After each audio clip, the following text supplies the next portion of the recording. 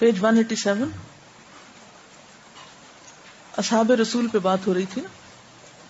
اپنی محدودیت کو جاننا، اپنی لمیٹیشنز کا علم ہونا. رسول اللہ صلی اللہ علیہ وسلم کا طریقہ تھا کہ جب بھی کوئی معاملہ پیش آتا تو آپ اس کے بارے میں لوگوں سے مشورہ کرتے. کیا طریقہ تھا آپ کا؟ یعنی جب بھی کوئی اہم معاملہ ہوتا تو اس کے بارے میں لوگوں سے مشورہ کرتے.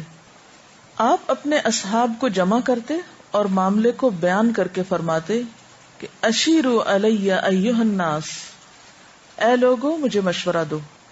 آپ بظاہر سب سے مشورہ طلب کرتے، مگر عملاً یہ ہوتا کہ کچھ دیر خاموشی رہتی اور اس کے بعد حضرت ابوبکر کھڑے ہو کر مختصراً اپنی رائے ظاہر کر کے بیٹھ جاتے. اس کے بعد حضرت عمر کھڑے ہوتے اور مختصراً کچھ بول کر بیٹھ جاتے. اس کے بعد معمولی طور پر کچھ لوگ بولتے اور اتفاق رائے سے فیصلہ ہو جاتا. آپ کی وفات کے بعد جب حضرت ابوبکر کی خلافت کا زمانہ آیا تو آپ بھی اسی طرح لوگوں کو جمع کر کے مشورہ طلب کرتے. اب یہ ہوتا کہ کچھ دیر خاموشی کے بعد حضرت عمر کھڑے ہوتے، مختصر طور پر اپنی رائے ظاہر کر کے بیٹھ جاتے. اس کے بعد چند لوگ بولتے اور اتفاق رائے سے فیصلہ ہو جاتا. حضرت عمر کے بعد غیر اصحاب کی تعداد بڑھ گئی، یعنی صحابہ کرام کم ہو گئے اور دوسرے لوگ یعنی جو ان کے بعد مسلمان ہوئے ان کی تعداد زیادہ ہو گئی اور مذکورہ صورت باقی نہ رہی، یعنی وہ ڈسپلن اس طرح قائم نہ رہا. یہ بظاہر ایک سادہ سی بات ہے، مگر یہ اتنی اہم بات ہے کہ تاریخ میں کوئی دوسرا معاشرہ نہیں پایا جاتا جس نے اس کا ثبوت دیا ہو کہ مشورہ دینے میں بھی اتنے اخلاق اور اتنے بہترین کردار کا مظاہرہ کیا ہو. یہ طرز عمل صرف اس وقت ممکن ہوتا ہے جب کہ آدمی اتنا خود شناس ہو جائے، یعنی اپنے آپ کو اتنا پہچاننے لگے کہ وہ اپنی کمیوں اور محدودیتوں کو جاننے لگے کہ میرے اندر بہت سی کمی بھی ہے اور میرا نالج بھی لمیٹڈ ہے، میری صلاحیتیں بھی، سب کچھ. وہ دوسرے کے ہے کے مقابلے میں اپنے نہیں سے واقف ہو جائے. وہ اپنے کو اس حقیقت پسندانہ نظر سے دیکھنے لگے جس نظر سے دوسرا شخص اسے دیکھ رہا ہے. اس میں اتنا اور اضافہ کر لیجئے کہ یہ واقعہ جس ابو بکر اور عمر کے ساتھ پیش آیا وہ ابو بکر اور عمر وہ نہ تھے جن کو آج ہم جانتے ہیں. آج ہم تکمیل تاریخ والے ابو بکر اور عمر کو جانتے ہیں، مگر وہ آغاز تاریخ والے ابو بکر اور عمر کو جانتے تھے. اس وقت وہ اپنے معاصرین کے لیے صرف ان میں سے ایک تھے، یعنی آج ہماری نظروں میں بہت بڑا مقام ہے ان کا، لیکن وہ اپنے ساتھیوں میں کیسے تھے؟ انہی میں سے ایک. جبکہ آج وہ ہمارے لیے گزری ہوئی تاریخ کے ستون ہیں جن کو ہم اس طرح دیکھتے ہیں جیسے کوئی ثابت شدہ واقعے کو دیکھتا ہے. ابو بکر اور عمر کو تاریخ بننے کے بعد جاننا انتہائی آسان ہے، لیکن ابو بکر اور عمر کو تاریخ بننے سے پہلے جاننا اتنا ہی مشکل. اصحاب رسول وہ لوگ تھے جو اس مشکل ترین معیار پر پورے اترے. کیا سمجھ آئیے آپ کو؟ اس کی رائے کو سن لینا اور پھر اس کو مان لینا اور اس میں بہت فساد کی طرف نہ جانا بلکہ اصلاح کی طرف جانا، رائے کا اظہار کرنا مگر اس پر اصرار نہ کرنا، مرضی کے خلاف کچھ ہو جائے تو اس پر برا نہ ماننا. ہمارا حال یہ ہے کہ اگر کوئی چیز مشورے میں ہماری نہ مانی جائے تو پھر ہم ساتھ بھی نہیں چلنا چاہتے کسی کے، آئندہ مجلس میں جائیں گے بھی نہیں، مشورے کے موقع پہ ہوں گے بھی نہیں، غائب ہو جائیں گے کہ جب ہماری مانی نہیں گئی تو پھر ہمارا کام کیا ہے وہاں. انہیں مختصراً کا لفظ بہت کلک کیا کہ جب وہ بات کرتے تھے مشورہ دینے کے لیے تو بس مختصر سی تھوڑی سی بات کرتے تھے. ہمارا حال یہ ہے کہ اگر اپنے نقطہ نظر کو بیان کریں تو اتنا ٹائم لیتے ہیں اور اتنی وضاحت کرتے ہیں کہ شاید اس سے آگے کسی اور کی بات پھر ہے ہی نہیں. یعنی مختصراً بات یہ ہے کہ اپنی رائے پیش کر کے پھر اطمینان کے ساتھ بیٹھ جانا کہ میں نے اپنا فرض ادا کر دیا ہے، اس سے آگے میرا کوئی حق نہیں کہ میں جبراً اس کو منواؤں بھی، اور اگر کوئی نہیں مانتا تو پھر ناراضگی. اگر میں امت مسلمہ کو دیکھتی ہوں تو وہاں بھی فقدان اچھے رہنما کا نظر آتا ہے. آج امت میں سوچ کیوں نہیں یا امت پازیٹو طریقے سے آگے کیوں نہیں بڑھ رہی؟ اس لیے کہ لیڈرز ڈسٹرکشن کی طرف لے جا رہے ہیں. اور قرآن پاک پڑھتے ہوئے آپ نے بارہا یہ آیت پڑھی ہوگی کہ قیامت کے دن سب سے بڑے جھگڑے لیڈرز اور عوام ہی کے ہونے ہیں. آج آنکھیں بند کر کے ہم دوسروں کے پیچھے چلنے لگتے ہیں اور لیڈرشپ کی کمی ہے. یہاں یہ بتایا جا رہا ہے کہ وہ اپنی محدودیت کو جانتے تھے. یہ کوئی بھی شخص نہیں جانتا کہ اس کی جو رائے ہے وہ کس حد تک فائدہ مند ہے، لہٰذا وہ صرف اتنا پابند ہے کہ وہ دے دے، چاہے وہ اچھی رائے ہے چاہے نہیں ہے، لیکن اطمینان سے بتا کر اپنا فرض ادا کر کے مطمئن ہو جائے. اور یہی ان کا طریقہ تھا. اور جہاں تک اس بات کے کہ کس کی زیادہ بہتر کس کی کم، تو وہ ان کے جو معاملات تھے یا مجموعی طور پر جن لوگوں کی رائے زیادہ ویلڈ ہوتی تھی، دوسرے لوگ بھی پھر ان کو آگے بڑھنے کا موقع دیتے تھے اور ان کی رائے کو اہم قرار دیتے تھے. ذمہ داری کو اپنے اوپر لے لینا. غزوہ ذات السلاسل کا واقعہ ہے. رسول اللہ صلی اللہ علیہ وسلم نے اولاً ایک دستہ حضرت عمرو بن العاص کی سرداری میں بھیجا. یہ جگہ شام کے اطراف میں تھی. حضرت عمرو بن العاص نے وہاں پہنچ کر دشمن کی تیاریوں کا حال معلوم کیا تو اپنا دستہ انہیں اس کے لیے ناکافی معلوم ہوا. انہوں نے ایک مقام پر ٹھہر کر رسول اللہ صلی اللہ علیہ وسلم کے پاس پیغام بھیجا کہ موجودہ فوج ناکافی ہے، مزید کمک روانہ کی جائے. رسول اللہ صلی اللہ علیہ وسلم نے مہاجرین میں سے 200 آدمیوں کا دستہ تیار کیا اور حضرت ابو عبیدہ بن الجراح کی سرکردگی میں اس کو روانہ فرمایا. حضرت ابو عبیدہ جب اپنے دستے کو لے کر منزل پر پہنچے اور دونوں دستے ساتھ ہو گئے تو یہ سوال پیدا ہوا کہ دونوں دستوں کا امیر کون ہوگا. یعنی ایک امیر پہلے گیا، اب ایک اور آ گیا امیر، اب امیروں کا جھگڑا. حضرت عمرو بن العاص نے کہا کہ دوسرا دستہ میری مدد کے لیے بھیجا گیا ہے، اس لیے اصلاً میں ہی دونوں کا امیر ہوں. حضرت ابو عبیدہ کے ساتھی اس سے متفق نہ تھے. ان کا خیال تھا کہ یا تو ابو عبیدہ دونوں دستوں کے مشترک امیر ہوں یا دونوں دستوں کا امیر الگ الگ رہے. جب اختلاف بڑھا تو ابو عبیدہ بن الجراح نے کہا، اے عمرو، جان لو کہ رسول اللہ صلی اللہ علیہ وسلم نے مجھ سے جو آخری عہد لیا وہ یہ تھا کہ آپ نے کہا کہ جب تم اپنے ساتھی سے ملو تو ایک دوسرے کی بات ماننا اور اختلاف نہ کرنا. ایک دوسرے کی بات ماننا. اس لیے خدا کی قسم اگر تم میری نافرمانی کرو گے تب بھی میں تمہاری اطاعت کروں گا. یہ ہے نا اخلاق، یہ ہے آگے بڑھنے کا راز. تعلم یا عمرو ان آخر ما عہد الی رسول اللہ صلی اللہ علیہ وسلم ان قال اذا قدمت على صاحبك فتتاوعا ولا تختلفا وانك والله ان عصيتني لاطعتك. حضرت ابو عبیدہ کے لیے یہ ممکن تھا کہ وہ ذمہ داری کو عمرو بن العاص پر ڈال کر ان سے لامتناہی بحث کرتے رہیں. اگر وہ ایسا کرنا چاہتے تو بہت سے ایسے الفاظ پا سکتے تھے جن میں ان کا اپنا وجود بالکل درست، یعنی ہر انسان کو اپنے آپ کو جسٹیفائی کرنے کے لیے بہت سے لفظ مل جاتے ہیں جس میں وہ بحث میں جیت سکتا ہے اور اپنے آپ کو سچا ثابت کر سکتا ہے اور دوسرے کا وجود بالکل باطل دکھائی دے. مگر اس کے بجائے انہوں نے یہ کیا کہ ساری ذمہ داری خود اپنے اوپر لے لی. انہوں نے مسئلے کو یک طرفہ طور پہ ختم کر دیا. اجتماعی زندگی میں یہ چیز بے حد ضروری ہے. حقیقت یہ ہے کہ کوئی اجتماعی زندگی چلتی ہی اس وقت ہے جب کہ اس کے افراد میں اتنی بلندی ہو کہ وہ حقوق کی بحث میں پڑے بغیر اپنے اوپر ذمہ داری لینے کی جرت رکھتے ہوں. جہاں یہ مزاج نہ ہو وہاں صرف آپس کا اختلاف جنم لیتا ہے، نہ کہ آپس کا اتحاد. یعنی امت کا آج جو سب سے بڑا مسئلہ ہے وہ اس کی نااہل لیڈرشپ ہے، اور دوسرے پھر اس لیڈرشپ کا باہمی اختلاف، اور پھر ہر ایک کا خود کو لیڈرشپ کا اہل سمجھنا اور اس کا حق جتانا. آپ حق رکھتے بھی ہوں، بھلے آپ حق رکھتے ہوں، بھلے آپ اہل ہوں، لیکن حکم کیا ہے کہ اگر تم پر کسی نک کٹے حبشی غلام کو بھی امیر بنا دیا جائے تو کیا کرو؟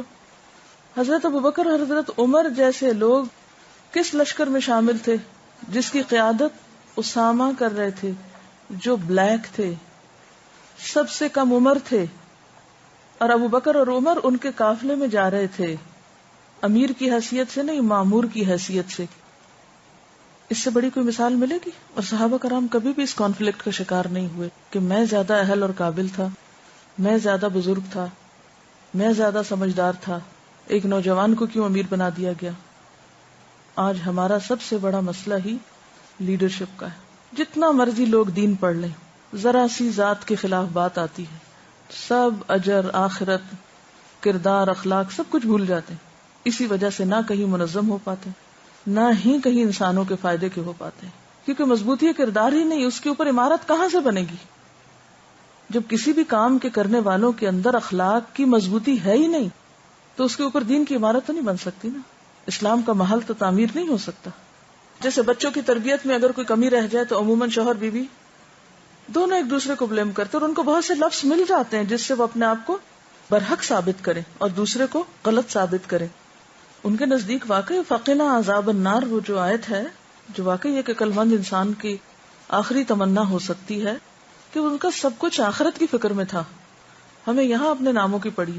میں بھی اس دفعہ اسلام آباد میں تھی تو ایسے رات کو ہم کہیں جا رہے تھے تو کہیں ایک اشارے پہ گاڑی رکی تو میری نظر پڑی تو اوپر ایک خیابان سہروردی لکھا ہوا تھا اور اس سڑک پہ بہت دفعہ جانا ہوا آنا ہوا.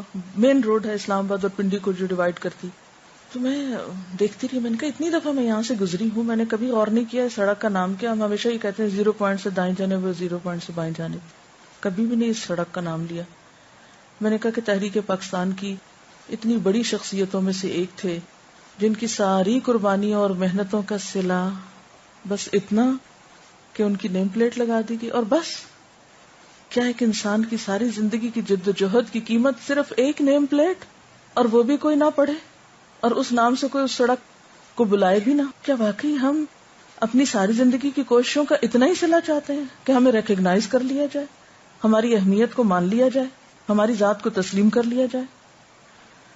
تو میں سوچ رہی تھی کہ جیسے ایک گاؤں میں رہتے ہیں نا لوگ، سب ایک دوسرے کو جانتے ہوتے ہیں، ہر ایک کی شہرت ہوتی ہے، یہ فلاں شخص ہے، یہ فلاں ہے، یہ فلاں ہے، سب ایک دوسرے کو جان رہے ہوتے ہیں. شہر میں آتے ہیں تو ان کی آئیڈینٹی ختم ہو جاتی ہے، کوئی نہیں جانتا ہوتا کون سا چودھری کہاں رہتا ہے. اس سے بڑے کسی اور ملک میں، کسی باہر کے ملک میں چلے جاتے ہیں تو بالکل ہی گمنام ہو جاتے ہیں. میں نے کہا جب قیامت کا دن ہوگا، اولین اور آخرین کا مجمع ہوگا، تو یہ بڑے بڑے نام کہاں ہوں گے؟ یہ اہمیتیں اور شہرتیں کہاں ہوں گی؟ کون کس کو پہچانے گا؟ کون کہاں اپنا آپ منوائے گا؟ بس پھر یہ اہمیت کہاں تک ہے؟ اس شہرت کی قیمت کیا ہے؟ کچھ بھی نہیں، جس کے لیے انسان اپنے مقصد زندگی کو فراموش کر بیٹھتا ہے، بڑی سے بڑی کوشش اور قوت اور ہر چیز کو ضائع کر بیٹھتا ہے. اگر نیت کی ذرا بھی خرابی ہے کہ دین کا کام کرتے ہوئے بھی اپنی اہمیت طلب کرنا اور شکریہ کی توقع اور اپنے آپ کو منوانے کی ساری کوششیں کہ میری اہمیت مان لی جائے، مجھے پہچان لیا جائے، میری اتھارٹی قائم ہو جائے، اور اگر اس میں تھوڑی سی کمی بیشی ہو جائے تو ہمارے دلوں کا عالم کیا ہوتا ہے اور ہماری کوششیں کہاں رہ جاتی ہیں. ذرا سی انکریجمنٹ اور شاباش نہ ملے تو ہم کہاں کھڑے ہو جاتے ہیں جا کے. صحابہ کرام اس کمپلیکس سے پاک تھے، اس نفسیاتی بیماری سے آزاد تھے. حضرت اسامہ کے بھیجنے کا فیصلہ بھی کب ہوا تھا؟ بالکل آخری دنوں میں، آپ صلی اللہ علیہ وسلم کی وفات سے چند روز پہلے. پھر حضرت ابوبکر رضی اللہ تعالیٰ عنہ کو خلیفہ نامزد کیا گیا. کیا وہ اہل نہ تھے؟ لیکن اس لشکر کی کچھ اور ضرورت اور مصلحت تھی. تو جب تک ہم اپنی ذات کے خول سے باہر نہیں نکلیں گے، جب تک ہم اپنی انا پہ اور اپنے آپ کو پیچھے نہیں کریں گے، اس وقت تک دین کی خدمت تو ہو سکتی نہیں. لیکن آپ کے یہ ساری باتیں ہمارے لیے بھی موجود ہیں، مگر ہم ان کو، ٹھیک ہے وہ ڈائریکٹ بائی نیم ہمیں خطاب نہیں ہے، لیکن احکامات تو یہ سارے جو ان کے لیے تھے وہ ہمارے لیے بھی ہیں، اور ان لوگوں کی زندگی ہمارے لیے نمونہ ہے. اور کسی بھی قسم کی کوئی تعریف، کوئی ریکگنیشن، کوئی امپورٹنس، اہمیت، کچھ بھی چاہنا، یہ سب صلے کی طلب ہے. یہ سب صلے کی طلب ہے جو بندوں سے ہم چاہتے ہیں، اور نہ ملے تو ہم پیچھے ہو جاتے ہیں. شکایات سے اوپر اٹھ کر سوچنا. خالد بن الولید بے حد بہادر تھے، ان کے اندر غیر معمولی فوجی قابلیت تھی. رسول اللہ صلی اللہ علیہ وسلم کے زمانے سے لے کر حضرت ابوبکر کی خلافت تک وہ مسلسل اسلامی فوج کے سردار رہے. کب سے کب تک؟ رسول اللہ صلی اللہ علیہ وسلم کے زمانے سے لے کر حضرت ابوبکر کی خلافت تک. تاہم حضرت عمر کو ان کی بعض عادتیں پسند نہ تھیں، چنانچہ انہوں نے حضرت ابوبکر سے کہا کہ ان کو سرداری کے عہدے سے ہٹا دیا جائے، مگر حضرت ابوبکر نے ان کے مشورے کو نہیں مانا. حضرت عمر کو اپنی رائے پہ اتنا اصرار تھا کہ جب وہ خلیفہ ہوئے تو انہوں نے حضرت خالد کو سرداری سے معزول کر کے ایک معمولی سپاہی کی حیثیت دے دی. اس وقت حضرت خالد شام کے علاقے میں فتوحات کے کارنامے دکھا رہے تھے، عین اس وقت خلیفہ ثانی نے انہیں معزول کر کے ابو عبیدہ بن الجراح کو ان کے اوپر سردار لشکر بنا دیا۔ اس کے بعد فوجیوں کی ایک تعداد خالد بن ولید کے خیمے میں جمع ہوئی، جو عام طور پہ ہوتا ہے کہ فوراً ایک پارٹی یہ گروہ بننا شروع ہو جاتا ہے کہ دوسرے کی جا کے ہمدردیاں لینے لگتے ہیں، اور ان سے کہا کہ ہم آپ کے ساتھ ہیں، آپ خلیفہ کا حکم نہ مانیے۔ مگر حضرت خالد نے سب کو رخصت کر دیا اور کہا کہ میں عمر کے لیے نہیں لڑتا بلکہ عمر کے رب کے لیے لڑتا ہوں۔ انی لا اقاتل فی سبیل عمر ولکن اقاتل فی سبیل رب عمر۔ وہ پہلے سردار لشکر کی حیثیت سے لڑتے تھے اور اب ایک ماتحت فوجی کی حیثیت سے لڑنے لگے۔ اس قسم کا کردار اسی وقت ممکن ہے جبکہ آدمی اتنا اونچا ہو جائے کہ وہ شکایتوں اور تلخیوں سے اوپر اٹھ کے سوچے، اس کا رویہ رد عمل کے طور پہ نہ بنے بلکہ مثبت فکر کے تحت بنے، وہ اللہ میں جینے والا ہو نہ کہ انسانی باتوں میں جینے والا۔ آج آپ دیکھیں، ذرا کسی کی ڈیوٹی تبدیل کر دیں، اوپر نیچے کی تو بات ہی چھوڑیں، پھر اس کا ری ایکشن اور اس کے ساتھیوں کا اور باقیوں کا دیکھیں کیا ہوتا ہے۔ تو جب ہماری ساری انرجیز اس میں ہی لگ جائیں اور فیصلوں کی حکمت کو نہ سمجھیں یا اپنی محدودیت کا اعتراف کرتے ہوئے قبول کر لیں، دوسرے پر اعتماد کرتے ہوئے، تو کتنی تیزی سے آگے کام بڑھ سکتا ہے۔ لیکن جب تک باہمی اعتماد ہی نہیں، جب تک اصل مقصد سامنے نہیں، تو جنت کے دعوے دار کہاں سے؟ قانونی حد سے آگے بڑھ کر ساتھ دینا۔ شعبان 2 ہجری میں رسول اللہ صلی اللہ علیہ وسلم کو یہ خبر پہنچی کہ قریش کے تمام سرداروں کی رہنمائی میں 1000 کا لشکر مدینہ کی طرف حملہ کرنے کے لیے بڑھ رہا ہے۔ اس میں 600 زرہ پوش تھے اور اسی کے ساتھ 100 سواروں کا خصوصی دستہ بھی شامل تھا۔ یہ ایک بہت نازک وقت تھا۔ آپ نے مدینہ کے انصار اور مہاجرین کو جمع کیا اور ان کے سامنے تقریر کرتے ہوئے یہ سوال رکھا کہ ایسی حالت میں کیا کرنا چاہیے۔ حسب معمول اولن مہاجرین کے ممتاز افراد اٹھے اور انہوں نے کہا کہ اے خدا کے رسول، آپ کا رب جس بات کا حکم دے رہا ہے اس کی طرف بڑھیے، ہم آپ کے ساتھ ہیں۔ ہم یہود کی طرح یہ کہنے والے نہیں کہ تم اور تمہارا خدا جا کر لڑیں، ہم یہاں بیٹھے ہیں، بلکہ ہمارا کہنا یہ ہے کہ آپ اور آپ کا خدا چل کر لڑیں، ہم بھی آپ کے ساتھ ہیں۔ جب تک ہم میں سے ایک آنکھ بھی گردش کر رہی ہے ہم آپ کا ساتھ چھوڑنے والے نہیں۔ مگر رسول اللہ صلی اللہ علیہ وسلم مہاجرین کی اس قسم کی تقریروں کے باوجود بار بار یہ فرما رہے تھے کہ لوگوں مجھے مشورہ دو، اشیروا علی ایھا الناس۔ چنانچہ سعد بن معاذ کھڑے ہوئے، انہوں نے کہا اے خدا کے رسول، شاید آپ کا رخ ہماری طرف ہے۔ آپ نے کہا ہاں۔ اس پر سعد بن معاذ نے انصار کی نمائندگی کرتے ہوئے کہا ہم آپ پر ایمان لائے، آپ کی تصدیق کی اور اس بات کی گواہی دی کہ جو کچھ آپ لائے ہیں وہ حق ہے، اور اس پر آپ سے سمع و اطاعت کا پختہ عہد باندھ چکے ہیں۔ بس اے خدا کے رسول، آپ جو کچھ چاہتے ہیں اس کو کر گزریے، ہم آپ کے ساتھ ہیں۔ اس ذات کی قسم جس نے آپ کو حق کے ساتھ بھیجا ہے، اگر آپ ہمیں لے کر سمندر کے سامنے جا پہنچے اور اس میں گھس جائیں تو ہم بھی آپ کے ساتھ سمندر میں گھس جائیں گے، ہم میں سے ایک آدمی بھی پیچھے نہ رہے گا۔ ہم کو ہرگز یہ ناگوار نہیں کہ آپ ہمیں لے کر کل کے دن دشمن سے ٹکرا جائیں۔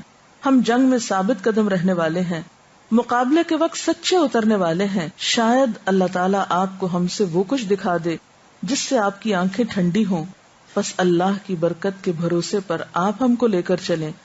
انصار کے قائد کی اس تقریر کے بعد اقدام کا فیصلہ کر لیا گیا۔ بدر کی جنگ کے موقع پر رسول اللہ صلی اللہ علیہ وسلم کا بار بار انصار کی طرف رخ کرنا بے سبب نہ تھا، اس کا ایک خاص پس منظر تھا۔ ابن ہشام اس واقعے کا ذکر کرتے ہوئے لکھتے ہیں اور ایسا اس لیے ہوا کہ انصار نے جب عقبہ میں بیعت کی تھی تو انہوں نے کہا تھا کہ اے خدا کے رسول، ہم آپ کی ذمہ داری سے بری ہیں یہاں تک کہ آپ ہمارے دیس میں پہنچ جائیں۔ جب آپ ہمارے پاس آ جائیں گے تو آپ ہماری ذمہ داری میں ہوں گے اور ہم آپ کا دفاع کریں گے جس طرح ہم اپنے لڑکوں اور عورتوں کا دفاع کرتے ہیں۔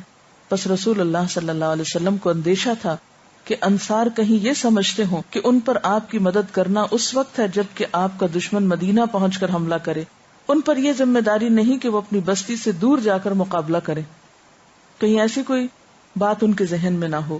انصار کی بیعت قدیم عربی اصطلاح کے مطابق بیعت نساء دفاعی بیعت تھی۔ اس کے مطابق مدینہ سے 80 میل دور بدر کے مقام پہ جا کر لڑنا ان کے لیے ضروری نہ تھا، مگر انصار نے اس کو اپنے لیے عذر نہیں بنایا۔ وہ قانونی حد کو توڑ کر رسول اللہ صلی اللہ علیہ وسلم کے ساتھ نکلے اور بدر کے میدان میں جا کر قربانی پیش کی۔ یعنی اگر قانونی اعتبار سے دیکھا جائے تو وہ اس کے لیے باؤنڈ نہ تھے کہ شہر سے باہر نکل کے بھی آپ کا ساتھ دیتے، لیکن انہوں نے اس چیز کو قانون کا سہارا لے کر اسکیپ نہیں کیا. یعنی مثلاً ہمارے لیے کام کے اوقات اگر مقرر ہیں کہیں بھی کام کرنے کے، تو انسان اگر ٹائم دیکھتا رہے اور کہے کہ چونکہ میرا وقت ختم ہو گیا اس لیے میں جا رہا ہوں، چاہے کام کتنا ضروری ہے، تو کام نہیں ہو سکتا. اگر ہم صرف حساب کتاب میں پڑ جائیں، اتنے گھنٹوں کی مجھے اتنی پیمنٹ ہو رہی ہے، اتنے دنوں کے لیے مجھے کام کے لیے ہائر کیا گیا مثلاً، تو پھر اسی قسم کی پرفارمنس ہوگی. اچھی پرفارمنس وہی دکھا سکتے ہیں جو ان قانونی باتوں سے اوپر اٹھ کے ایک بڑے صلے کے لیے قربانی کے جذبے کے ساتھ کام کرنے والے ہوں. اچھا، یہ عام طور پر ایک ایٹیٹیوڈ ہوتا ہے کہ کوئی کام، یعنی کسی بھی کام کے لیے ہماری کتنی بھی ضرورت ہو تو ہم کہتے ہیں نہیں یہ چونکہ ہماری حدود میں نہیں ہے. یا جیسے لوگ مثلاً ہاسٹل میں صفائی کرتے ہیں، یہ کمرہ میرا ہے اور یہ لابی اس کی اور یہ فلانا، اور اگر اس لکیر سے باہر کوڑے کا ڈھیر بھی ہے تو پڑا رہے، میرا کمرہ، میری لمٹ صاف ہو گئی. اور کتنی بھی ضرورت ہو تو چند قدم یا چند انچ بھی آگے نہیں بڑھیں گے چاہے ضرورت تقاضا کرتی ہو. تو اگر قانونی طور پر دیکھا جائے تو کہیں ہاں بالکل ٹھیک ہے، اس نے کوئی غلط کام نہیں کیا. لیکن اخلاق کیا تقاضا کرتا ہے، دین کیا تقاضا کرتا ہے، ہاں آخرت میں درجات کے شوق کیا تقاضا کرتا ہے کہ بس اس لکیر پہ آ کے وہاں رک جائیں کہ بس میری ڈیوٹی ختم، میرا ٹائم ختم، میری لکیر ختم، میری حد ختم. یہاں قانون کام کرنے کے لیے توڑا جا رہا ہے، ہم قانون کام نہ کرنے کے لیے توڑتے ہیں. قانون توڑنے سے مراد یہ نہیں ہے کہ ہر چیز میں ڈسپلن کی خلاف ورزی ہو، اس سے مراد یہ ہے کہ اس وقت حالات کا تقاضا کیا ہے. صرف قانون سے نہیں، حکمت سے فیصلہ کیا جائے. اختلاف سے بچ کر اصل نشانے پر لگے رہنا. مسور بن مخرمہ کہتے ہیں کہ رسول اللہ صلی اللہ علیہ وسلم نے اپنے اصحاب کے سامنے تقریر کی اور فرمایا کہ اللہ نے مجھ کو تمام انسانوں کے لیے رحمت بنا کر بھیجا ہے، پس تم میری طرف سے اس ذمہ داری کو ادا کرو. خدا تم پر رحم کرے اور تم لوگ اختلاف نہ کرنا، جس طرح عیسیٰ ابن مریم کے حواریوں نے اختلاف کیا. انہوں نے اپنے حواریوں کو اسی چیز کے لیے پکارا جس کی طرف میں تم کو پکار رہا ہوں، بس جس کا مقام دور تھا اس کو وہاں جانا ناگوار ہوا. تو عیسیٰ ابن مریم نے اللہ تعالیٰ سے شکایت کی. رسول اللہ صلی اللہ علیہ وسلم کے اصحاب نے کہا کہ اے خدا کے رسول، ہم آپ کی ذمہ داری کو ادا کریں گے، آپ ہم کو بھیجیے جہاں آپ چاہیں. یعنی حضرت عیسیٰ علیہ السلام نے دین کے کام کے لیے جب لوگوں کو مختلف جگہوں پہ بھیجا تو جس کو سب سے دور بھیجا اس نے کہا میں تو نہیں جاتا، مجھے تو سب سے دور بھیج دیا جائے، میری ٹرانسفر یا میری اپائنٹمنٹ تو بہت دور کر دی گئی ہے اپنے گھر سے، میں نہیں جا رہا. تو صحابہ کرام نے کیا کہا، ہم آپ کی ذمہ داری کو ادا کریں گے، آپ ہم کو بھیجیے جہاں آپ چاہیں. اس طرح دین پھیلا تھا نا. جب بھی قربانی کا وقت آتا ہے، یہ قربانی کی بات ہے نا، قریب ہونا، دور ہونا، سہولتیں، آسانیاں، بہت سی چیزیں انسان دیکھتا ہے. لیکن جس شخص کو آخرت کے لیے کام کرنا ہے وہ ان ساری چیزوں سے اوپر اٹھ کے دیکھتا ہے. وہ دور قریب کی بات نہیں سوچتا، وہ یہ دیکھتا ہے کہ اسلام کو میری ضرورت کہاں ہے، اور وہ اٹھ کے چل پڑتا ہے اس کے لیے. اجتماعی کام میں رکاوٹ ڈالنے والی سب سے بڑی چیز اختلاف ہے، مگر صحابہ کرام کو اللہ کے خوف نے اتنا بے نفس بنا دیا تھا کہ وہ اختلافات سے بلند ہو کر اپنی ذمہ داریوں کو پورے کرنے میں لگے رہتے تھے. چنانچہ رسول اللہ صلی اللہ علیہ وسلم کے زمانے میں انہوں نے عرب میں اور اطراف عرب میں آپ کی منشا کے مطابق اسلام کی دعوت پوری طرح پہنچائی. یہ بڑا اہم جملہ ہے، عرب میں اور اطراف عرب میں آپ کی منشا کے مطابق اسلام کی دعوت پوری طرح پہنچائی. آپ کی وفات کے بعد وہ مال و جاہ کے حصول میں نہیں پڑے بلکہ اطراف کے ملکوں میں پھیل گئے. ہر صحابی کا گھر اس زمانے میں ایک چھوٹا مدرسہ بنا ہوا تھا جہاں وہ صرف اللہ کی رضا کے لیے لوگوں کو عربی سکھاتے اور قرآن و سنت کی تعلیم دیتے. اب مصر کی زبان تو عربی نہیں تھی، عراق کی زبان عربی نہیں تھی، شام کی زبان عربی نہیں تھی، یمن کی زبان اس طرح نہیں تھی، لیکن یہ صحابہ کرام ہی تھے جو ان سارے ملکوں میں جا کے بسے اور لوگوں کو اسلام کی زبان اور قرآن کی تعلیم دیتے. اور اپنے اپنے گھروں سے انہوں نے یہ کام شروع کیا، بلڈنگز بننے کا انتظار نہیں کیا. ایک طرف مسلمانوں کا ایک طبقہ فتوحات اور سیاسی انتظامات میں لگا ہوا تھا. عام طریقے کے مطابق اصحاب رسول کو اپنا سیاسی حصہ لینے میں سرگرم ہونا چاہیے تھا، مگر وہ اس سے بے پرواہ ہو گئے. انہوں نے اسلامی فتوحات کے ذریعے پیدا ہونے والی فضا کو تبلیغ دین کے لیے استعمال کیا. یعنی کچھ لوگ ایک محاذ پہ کام کر رہے تھے تو دوسروں نے دوسرا محاذ سنبھال لیا کہ جو جو علاقے فتح ہوتے چلے جا رہے ہیں وہاں ان کو اسلام کی پوری تعلیم بھی دی جائے. اس طرح ان کے اور ان کے شاگردوں کے خاموش 50 سالہ عمل کے نتیجے میں وہ جغرافی خطہ وجود میں آیا جس کو عرب دنیا کہا جاتا ہے، جہاں لوگوں نے نہ صرف اپنے دین کو بدلا بلکہ ان کی زبان اور ان کی تہذیب بھی بدل گئی. اتنے دور رس اثرات ہوئے. پچھلی نشست پہ بیٹھنے کے لیے راضی ہو جانا.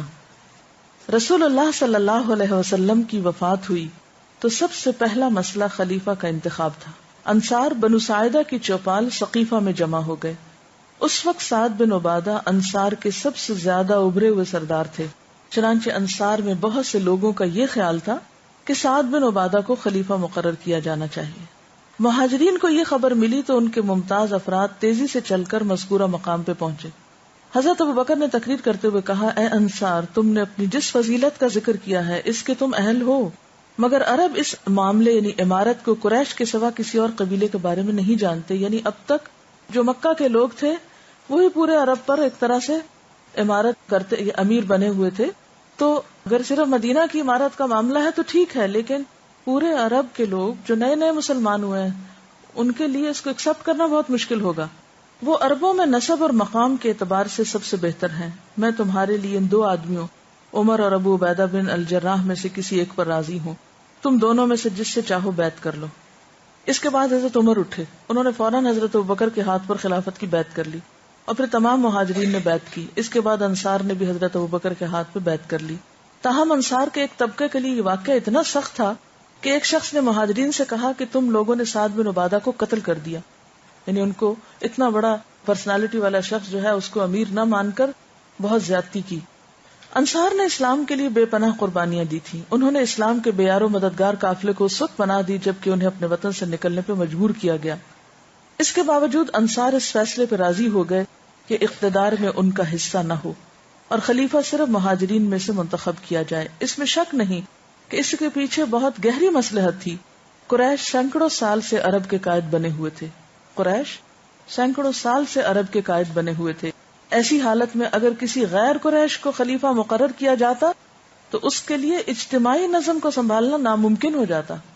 یہ انصار کی حقیقت پسندی تھی کہ انہوں نے اپنی اس کمی کو جانا اور یک طرفہ فیصلے پر راضی ہو گئے. تاہم یہ حقیقت پسندی کی اتنی نایاب قسم ہے کہ اس کی کوئی دوسری مثال تاریخ میں نہیں ملتی. اور پھر یہ کہ جس شخص نے یہ آگ بھڑکائی بھی کہ تم نے سعد بن عبادہ کو قتل کر لیا، اس کی بات کی طرف کوئی توجہ نہ دی گئی. غیر جذباتی فیصلہ کرنے کی طاقت. احد کی لڑائی اسلام کی تمام جنگوں میں سب سے زیادہ سخت لڑائی تھی. قریش کے تمام جنگی جوان غصے میں بھرے ہوئے مسلمانوں کے اوپر ٹوٹ پڑے تھے. عین اس وقت جب کہ قتل و خون کا معرکہ گرم تھا، رسول اللہ صلی اللہ علیہ وسلم نے اپنی تلوار ہاتھ میں لی اور کہا کہ کون اس تلوار کو اس کے حق کے ساتھ لے گا. کچھ لوگ آپ کی طرف بڑھے مگر آپ نے انہیں تلوار نہ دی. پھر ابو دجانہ سامنے آئے. پوچھا، کیا خدا کے رسول اس تلوار کا حق کیا ہے؟ آپ نے فرمایا کہ تم اس سے دشمن کو مارو یہاں تک کہ اس تلوار کو ٹیڑھا کر دو. ابو دجانہ نے کہا، میں اس کو اس کے حق کے ساتھ لیتا ہوں. چنانچہ آپ نے انہیں تلوار دے دی. حضرت ابو دجانہ تلوار لے کر چلے. اس وقت ان پر ایسی کیفیت طاری ہوئی کہ اکڑ کے چلنے لگے. رسول اللہ صلی اللہ علیہ وسلم نے یہ دیکھ کر فرمایا کہ اس قسم کی چال اللہ کو پسند نہیں سوائے ایسے موقع کے. ابو دجانہ نے اپنے سر پر لال کپڑا باندھ لیا. یہ اس بات کی علامت تھی کہ وہ موت سے نڈر ہو کر جنگ کے لیے نکل پڑے. وہ انتہائی بہادری کے ساتھ لڑ رہے تھے. جو بھی ان کے سامنے آتا وہ ان کی تلوار کا نشانہ بن جاتا. اس کے بعد ایک حیرت انگیز واقعہ ہوا جس کو خود ابو دجانہ ان الفاظ میں نقل کرتے ہیں. میں نے ایک آدمی کو دیکھا کہ وہ بری طرح لوگوں کو جنگ پر ابھار رہا تھا. میں اس کی طرف لپکا. جب میں نے اس پہ تلوار اٹھائی تو اس نے کہا، یا ویلا، ہائے تباہی. اب میں نے جانا کہ یہ ایک عورت ہے تو میں نے خدا کے رسول کی تلوار کو اس سے پاک رکھا کہ میں اس سے کسی عورت کو قتل کروں. یعنی عورت بھی عملی طور پر اپنے آپ کو لپیٹے ہوئے مردوں کو جنگ پہ ابھار رہی ہے. جب آپ نے دیکھا کہ یہ شخص جو ہے یہ بہت فتنہ کر رہا ہے تو انہوں نے کہا کہ میں اس پہ بھی تلوار چلا دوں. چونکہ آپ نے منع کیا تھا کہ عورت پہ تلوار نہیں اٹھانی، اس لیے حق کے ساتھ استعمال کرنے کا وعدہ کیا تھا، تو غیر جذباتی انداز میں فوراً اس کو روک لیا کہ نہیں. اس واقعے کو ایک صحابی ان الفاظ میں بیان کرتے ہیں، پھر میں نے دیکھا کہ ان کی تلوار ہند بنت عتبہ کے سر پر اٹھ گئی، یعنی اٹھ بھی گئی، مگر اس کے بعد انہوں نے اپنی تلوار اس سے ہٹا لی۔ جنگ کے بارے میں رسول اللہ صلی اللہ علیہ وسلم کی ہدایات میں سے ایک ہدایت یہ تھی کہ عورتوں، بچوں اور بوڑھوں کو نہ مارا جائے۔ حضرت ابو دجانہ نے عین قتل و خون کے ہنگامے میں اس کو یاد رکھا، یعنی وہ وقت ایسا تھا جذباتیت کا، لیکن وہاں بھی انہوں نے اس بات کو یاد رکھا اور اپنی چلی ہوئی تلوار کو درمیان سے روک لیا، یعنی اٹھ جائے تو بندہ کہتا ہے چلو اب نیچے جانی ہے ادھر ہی جائے جہاں کے لیے اٹھائی تھی۔ اس واقعے سے اندازہ ہوتا ہے کہ اصحاب رسول کو اپنے جذبات پہ کتنا زیادہ قابو تھا۔ ان کے افعال ان کے شعور کے ماتحت تھے، نہ کہ ان کے جذبات کے ماتحت۔ وہ انتہائی اشتعال انگیز موقع پر انتہائی ٹھنڈا فیصلہ کر سکتے تھے۔ وہ غصے اور انتقام کی آخری حد پر پہنچ کر بھی اچانک اپنا ذہن تبدیل کر سکتے تھے۔ وہ ایک رخ پر پوری رفتار سے چل پڑنے کے بعد مان اپنا رخ دوسری طرف پھیر سکتے تھے۔ یہ بظاہر ایک سادہ سی بات معلوم ہوتی ہے، مگر عملاً وہ اتنی زیادہ مشکل ہے کہ اس پر کوئی ایسا شخص ہی قادر ہو سکتا ہے جو خدا سے اس طرح ڈرنے والا ہو گویا خدا اپنے تمام جلال و جبروت کے ساتھ اس کے سامنے کھڑا ہے، وہ اس کو اپنی کھلی آنکھوں سے دیکھ رہا ہے۔ جتنی بھی ہماری عبادات ہیں وہ سب ہم کو سیلف ڈسپلن سکھاتی ہیں، روزہ ہو، نماز ہو، حج ہو، زکوٰۃ ہو، ایک ایک چیز کی جو محبت ہے اس پر غالب آتے ہوئے اپنے آپ کو حد پر روکنا، درخت کی طرح آگے بڑھنا۔ قرآن میں انجیل اور تورات کے 2 حوالوں کا ذکر آیا ہے۔ تورات کا حوالہ صحابہ کرام کی انفرادی اوصاف سے متعلق ہے، اس کے بعد انجیل کے حوالے سے ان کی اجتماعی صفت کو ان الفاظ میں بیان کیا گیا ہے۔ اور انجیل میں ان کی مثال یوں ہے جیسے ایک کھیتی ہو، اس نے نکالا اپنا انکھوا، پھر اس کو مضبوط کیا، پھر وہ موٹا ہوا، پھر اپنے تنے پہ کھڑا ہو گیا، اچھا لگتا ہے کسانوں کو تاکہ منکروں کا دل ان سے جلائے۔ اللہ نے ان لوگوں سے جو ان میں سے ایمان لائے اور نیک عمل کیے مغفرت اور اجر عظیم کا وعدہ کیا ہے۔ موجودہ انجیل میں یہ تمثیل ان لفظوں میں ہے، اور اس نے کہا خدا کی بادشاہی ایسی ہے جیسے کوئی آدمی زمین میں بیج ڈالے اور رات کو سوئے اور دن کو جاگے، اور وہ بیج اس طرح اگے اور بڑھے کہ وہ نہ جانے۔ زمین آپ سے آپ پھل لاتی ہے، پتی پھر بالیں، پھر بالوں میں تیار دانے، پھر جب اناج پک چکا تو وہ فی الفور درانتی لگاتا ہے کیونکہ کاٹنے کا وقت آ پہنچا۔ انجیل اور قرآن کی اس تمثیل میں یہ بتایا گیا ہے کہ پیغمبر آخر الزمان کے اصحاب کا اجتماعی ارتقاء درخت کی مانند ہوگا۔ اس کا آغاز بیج سے ہوگا، پھر وہ دھیرے دھیرے بڑھے گا، پھر اپنا تنا مضبوط کرتے ہوئے اوپر اٹھے گا، یہاں تک کہ فطری رفتار سے تدریجی یعنی گریجولی ترقی کرتے ہوئے اپنے کمال کو پہنچ جائے گا۔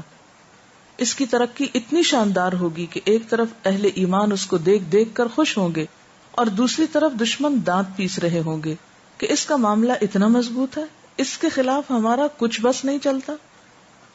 ناقابل تسخیر اسلام کو درخت کی طرح ترقی دینے کے لیے خدا کا یہ منصوبہ تھا جو صحابہ کرام کے ذریعے انجام پایا، تاہم یہ کوئی آسان معاملہ نہ تھا۔ اس کے لیے ضرورت تھی کہ وہ جلد بازی کی بجائے صبر کے طریقے کو اپنائیں، صبر کو اپنا طریقہ بنائیں۔ اس کے لیے ضرورت تھی کہ فوری محرکات کے تحت وہ کوئی اقدام نہ کریں، ایمرجنسیز نہیں نافذ کریں، فوری محرکات نہیں۔ اس کے لیے ضرورت تھی کہ وہ اپنے ذوق پہ چلنے کی بجائے قوانین فطرت کی پیروی کریں۔ ہم تو اپنے ٹیسٹ اور اپنے ذوق کی باتیں کرتے ہیں نا کہ میری پسند یہ ہے، میری چوائس یہ ہے، لیکن وہاں کیا ہے؟ قوانین فطرت۔ اس کے لیے ضرورت تھی کہ وہ اس سے بے پرواہ ہو کر کام کریں کہ نتیجہ ان کی زندگی میں سامنے آتا ہے یا ان کے بعد، اس سے بے پرواہ ہو کے کام کریں کہ نتیجہ ان کی زندگی میں سامنے آتا ہے یا ان کے بعد آتا ہے۔ درخت اسلام کو اگانے کے لیے ضرورت تھی کہ وہ اپنے جذبات کو کچلیں اور اپنی امنگوں کو دفن کریں۔ صحابہ کرام نے یہ سب کچھ کیا، انہوں نے کسی تحفظ کے بغیر اپنے آپ کو خدائی اسکیم کے حوالے کر دیا۔